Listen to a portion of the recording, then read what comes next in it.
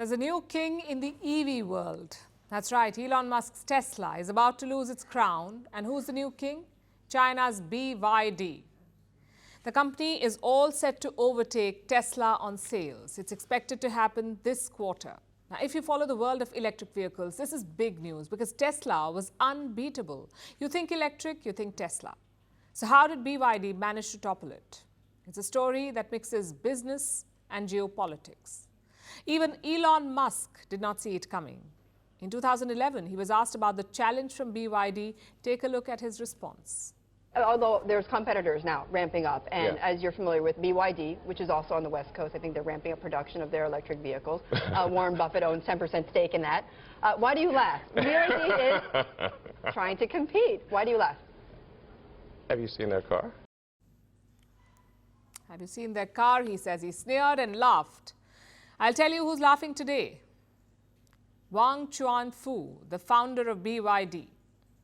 He's very different from Elon Musk. No grand social media displays, no PR stunts. He likes to stay on the sidelines, but his ambition is grand. He wants to beat the top dogs in the auto sector, the likes of Germany, Japan, and the US. In the last quarter, he caught up to Tesla. Both companies sold more than 300,000 cars. Tesla's lead was just 3,400, meaning Tesla sold around 3,400 vehicles more than BYD. In this quarter, that's expected to change.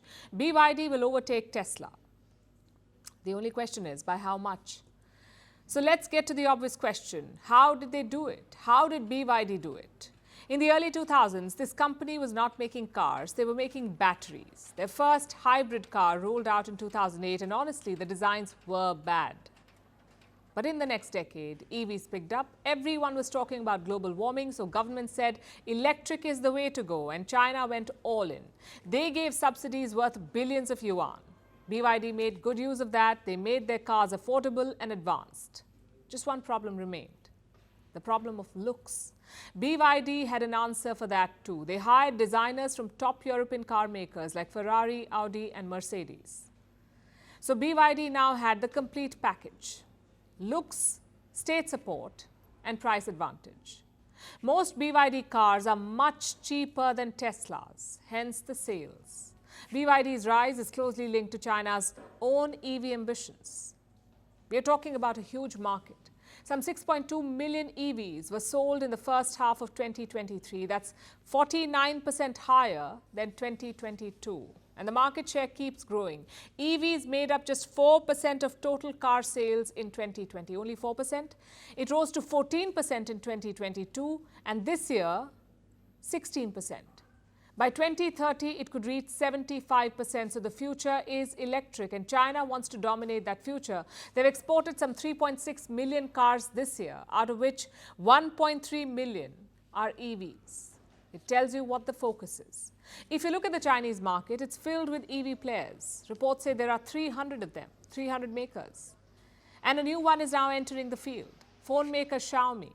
They've unveiled their first electric car. Apparently, they spent $1.4 billion developing this car. So what's the timeline? Xiaomi says the car will hit the roads in the coming months. Their plan is to dominate the EV market globally. Now, I know what you're thinking. So many EV makers, won't they throttle each other's business? Well, not really. The global market is still expanding. There is enough room for China's army of EV makers. In fact, more companies equal more exports. Does that mean China's dominance is guaranteed?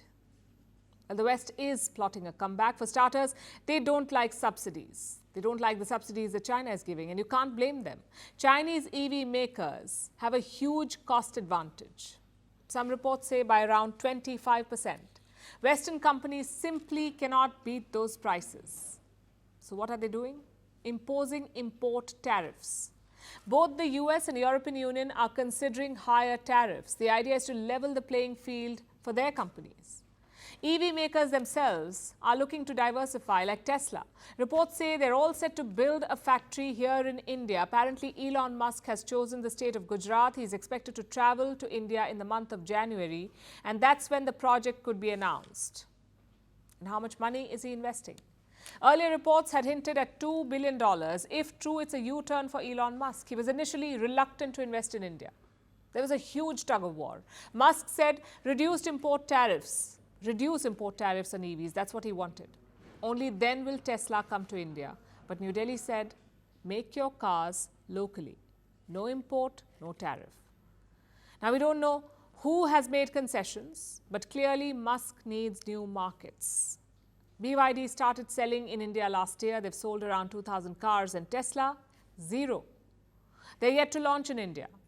Elon Musk will be looking to change that because here Tesla has the advantage. BYD was hoping to invest $1 billion in India, but New Delhi said no.